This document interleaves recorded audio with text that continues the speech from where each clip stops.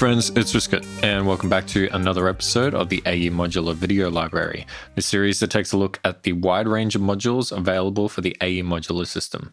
In today's video, we'll be taking a look at the 2OSC-D or the dual hybrid oscillator, giving a general overview of it before diving into some demo patches. Before we begin, AE Modular is a small but ever-growing system, so if you find this video useful, be sure to like the video and subscribe if you haven't already, and consider supporting me on Patreon. The videos for this series can be found in a playlist on my channel and can be viewed in any order. Green thumbnails are used for the official Tangible Waves modules, and pink thumbnails are used to cover third-party modules.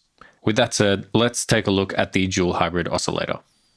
So the oscillators in this module are actually analog, however the frequencies are controlled digitally. So it's got really good pitch tracking when you're using it with things like MIDI or other sequences inside of your system. Now the description on the website says that because of that design, it can get a little bit gritty in higher frequencies, but it doesn't really devolve into digital noise. And personally, I really like the sound of these oscillators. It's sort of not quite lo-fi, but it's just got a little bit more bite to it than the standard oscillator like I've got sitting over here.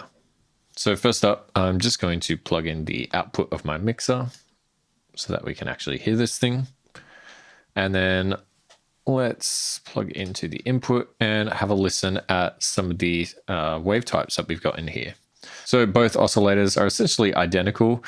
We've got two triangle waves, a square wave, and a sub-square wave. So let's have a listen.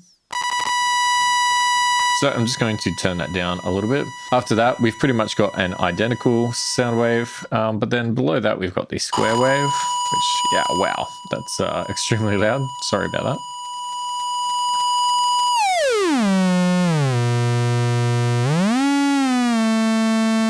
And then we've got the sub-square wave. Now, you might notice straight away that that's not really particularly deep, and that's because we've actually got a high and low control for each of these oscillators, and this allows us to move into a different frequency range. So if I turn this back up, we can switch to a lower range for this sub-oscillator. And yeah, we can almost see the gaps in that. It's moving very slowly.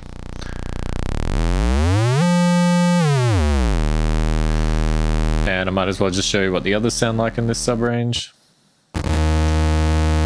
Square wave and sawtooth wave.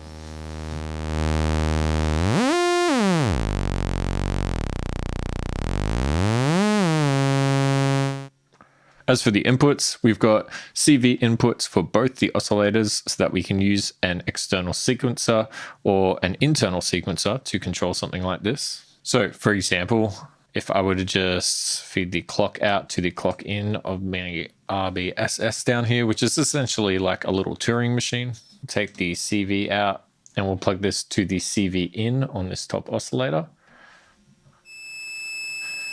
Let's turn up the rate.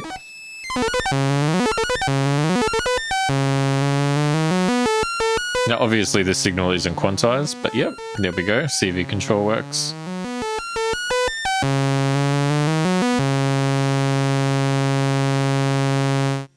Next up, we've got pulse width modulation. So obviously this isn't going to work for the sawtooth wave, but it will work for the square wave. So we'll just turn that up. And then if we were to take something like just make this fast moving LFO over here. I'll just use this ramp. Now you'll hear that the sound is cutting in and out.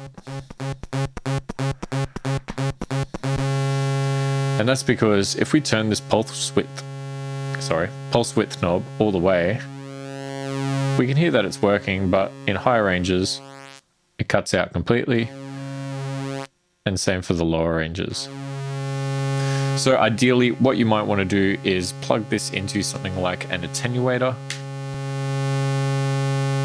and then we'll take the attenuator out and set it to pulse width.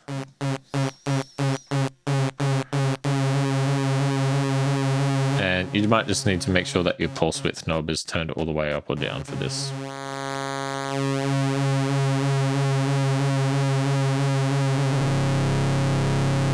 And speeding the LFO up It gives it like a really cool fat sound, in my opinion.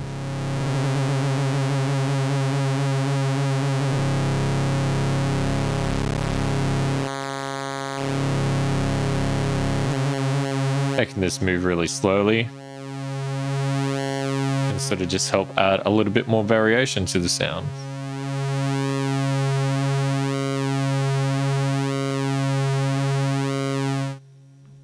So next on the inputs, we've got a sync input. So this essentially allows us to like reset the frequency or sync the frequency of one oscillator to another. So for example, just to demonstrate this, if I use the second output on my mixer, or input I should say, and we plug in a square wave. Well, they're pretty in sync anyway, but let's just sort of mess with this. Great, and then we can take one of the outputs of the first oscillator and move it into the sync input of the second oscillator.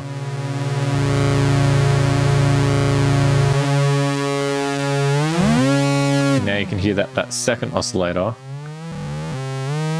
is moving with the first oscillator.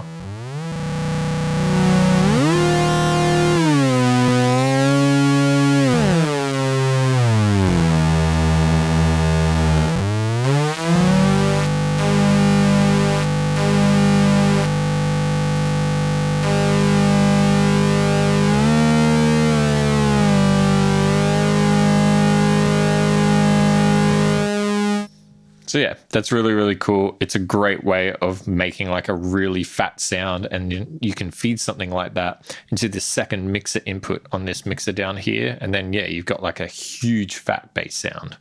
I'm just going to unplug that for now, and I'll turn up the second oscillator again. So the final control that we have available to us here is this pulse width fix option down the bottom. If we turn it off, we can hear that our LFO is still playing around with the pulse width of that oscillator. But if I were to turn it on, it stays put. So you're not going to get any of that fluctuation.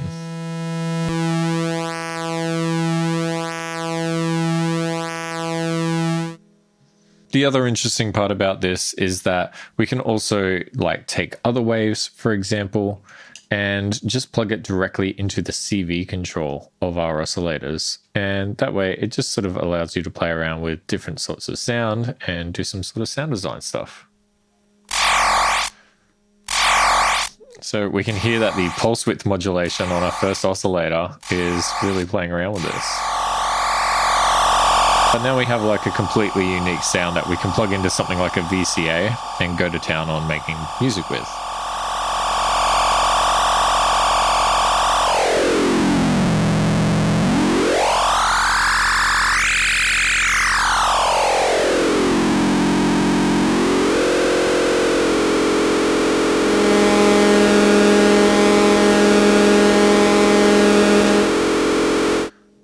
We could even take the other triangle wave that we've got up here and plug it into the sync control down here, and we'll turn off pulse width fix.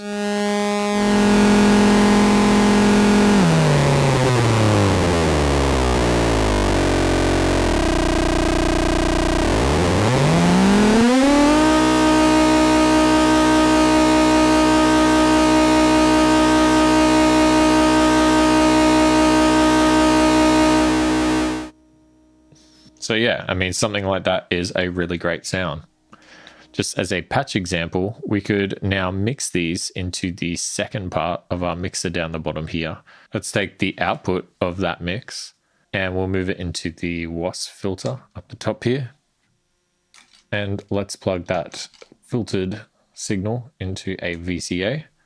We'll trigger the VCA with an envelope. And just for a bit of fun, we'll take the VCA and plug it into a delay over here. And then we'll take the delayed signal and plug it into our audio output.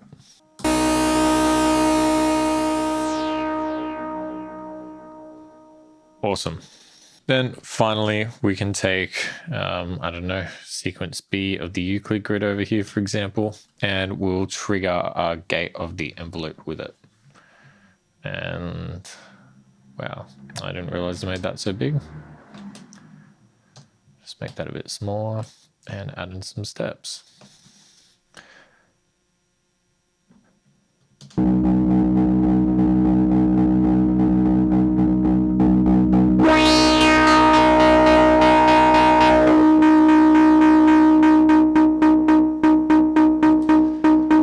That's sounding pretty cool. I mean, really, this is just like a sort of example patch of something that you could do. Let's plug the envelope into the wasp filter as well.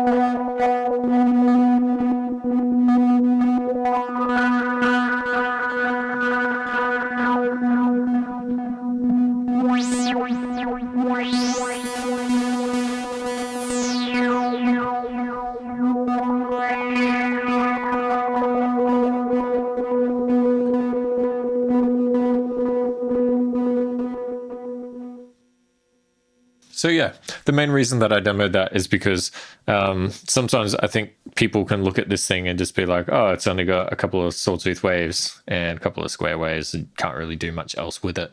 But, you know, just sort of doing a little bit of frequency modulation and syncing up different oscillators and playing around with the pulse width control and whatnot really opens up a whole new sonic possibility that you can pull off with this thing. And it's actually a really, really fantastic module, especially for the size that it is. Other than that, I don't really think that there's all that much left to talk about in regards to this thing. So I'm going to leave you with some demo patches now of me using this oscillator and various sort of song types. And yeah, hit the like if you like. And if you don't, tell me why. Please subscribe. Check me out on Patreon. And thanks. I'll see you in the next one.